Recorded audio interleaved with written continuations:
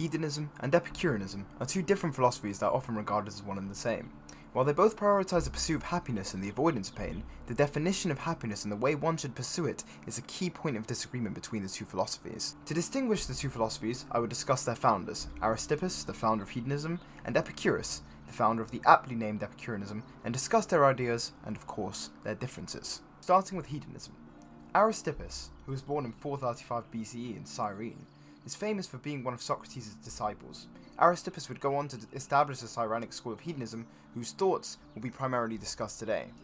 The primary source of information I'm using for Aristippus is The Lives and Opinions of Eminent Philosophers by Diogenes Laertius, which is a great book which I recommend reading. It's widely regarded as the best source of information on Aristippus, as he did not write many books.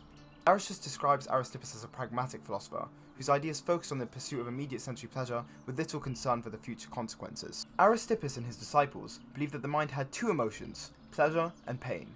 Pleasure in this instance meant sex, food, drink, partying, luxury clothing, and pretty much every single carnal desire you can think of.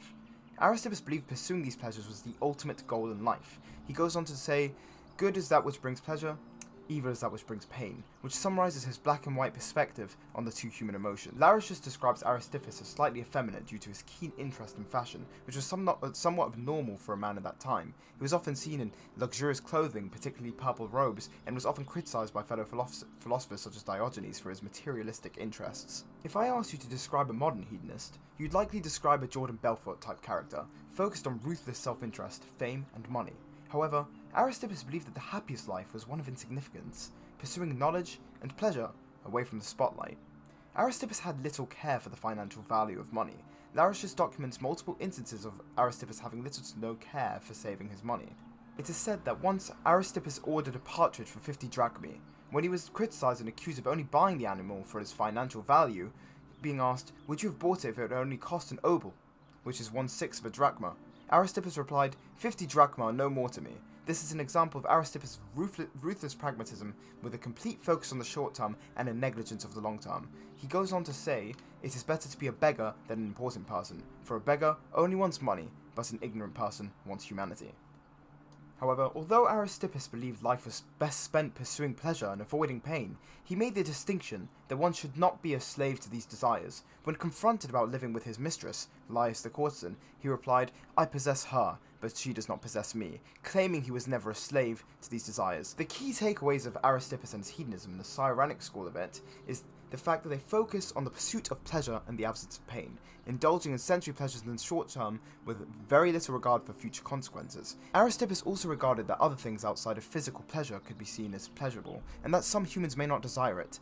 Some may argue that a form of ethical hedonism would be pursuing what you like. For me, my interests include hanging out with my friends, going out, reading books, and playing video games. If I were to dedicate my life entirely to doing that, I may be seen as a hedonist, even though I would not be drinking, having sex, and partying on the regular. The key point of disagreement between Epicureanism and hedonism is the very definition of happiness. While Aristippus believed this was the pursuit of sensory pleasure, Epicurus nearly entirely disagreed. According to the Oxford Dictionary, an Epicurean is a person devoted to sensual enjoyment, derived from fine food and drink. However, this does not align with Epicurus' philosophy at all. Epicurus, while also emphasizing the pursuit of happiness and the avoidance of pain, instead of advocating for sensory pleasure, he spoke of spiritual and intellectual pleasures, believing in friendship, knowledge, and a frugal lifestyle. This is evidenced by the fact Epicurus was by far the most productive writer of the philosophers, amassing over 300 roles, which were just his words, with no reference to external sources. These beliefs are further evidenced by his definition of the wise man. According to Laertius, who cited his letter to Herodotus and his letter to Pythagoras, I probably butchered that, Epicurus believed in 32 different points which made up a wise man, the most relevant ones being: Number 6. The wise man will not have intercourse with any woman whom it is legally forbidden, such as committing adultery, which was illegal at the time. Aristippus would likely argue that is no problem, so long as it provides the individual with pleasure. Epicurus, on the other hand, would take serious issue with this, as evidenced by Diogenes telling us this in his digest of Epicurus' various ethical teachings. It is likely that Aristippus would argue stuff like morality just limits the pleasure of the individual and should not be taken seriously, while Epicurus had a massive influence on ethics and had various scrolls written about ethics. Number 11. Intercourse has never helped a man. It's a wonder that it hasn't hurt him. This is a clear contradiction of everything Aristippus argued, insinuating that intercourse was not the highest pleasure or the key to happiness, and often had negative consequences. As established before, Epicurus argued that friendship, discourse, and knowledge were the highest pleasures, and that one's life should be dedicated to pursuing these. And finally, number 19. He will be prudent and provide for his future. This goes against the Cyrenaic inclination to focus on the short term with little regard for future consequences. Epicurus believed in providing stability for the individual, a modest and frugal lifestyle without big spending or big luxury pleasures. Aristippus, on the other hand, would spend his money recklessly, as established before with the partridge incident, where he spent 50 drachmae with no concern for the value of it. Furthermore, another point of disagreement is the fact that Cyrenaics taught that physical pain was far worse than mental, while Epicurus argued mental pain is far, far worse, as pain is only inflicted on the body in the present, while when pain is inflicted on the mind, it exists both in the past and the present, making it infinitely worse according to Epicurus.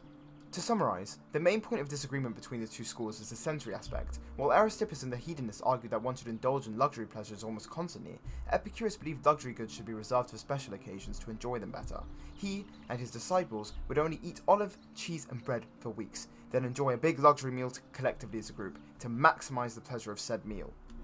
As part of the avoidance of mental pain being one of the key points of Epicureanism, he promoted the idea of ataraxia, a state of freedom and tranquility from disturbance, arguing that only through minimizing desires and fears could one achieve a calm and contented, happy existence. Epicurus would also regularly host gatherings in his garden, where he and his disciples would debate on several topics for hours and hours, rather than indulge in food, drink, and sex, like the hedonists, again prioritizing intellectual pleasures and spiritual pleasures over the sensuous ones that Aristippus would argue were the nature of humanity.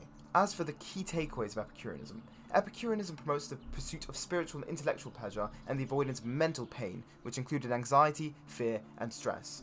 Epicureans view friendship, discord, and knowledge as life's greatest pleasures. Epicurus himself dedicated these feats until the day he died.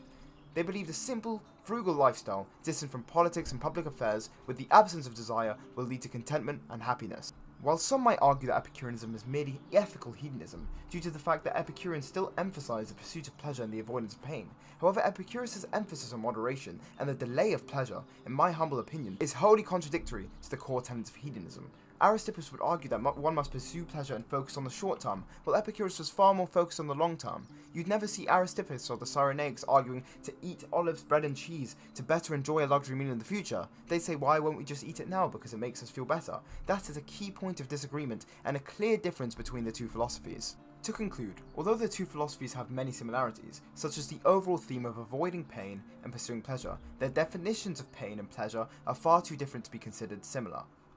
Aristippus generally focuses more on the body and the short term, while Epicurus focuses more on the mind and the long term. That's the best way of summarising everything I've discussed in this video. Now that we've got the facts down that they're very different, which one is better, and which one you might want to pursue in your own life, is your own decision, and I'll leave that up to you.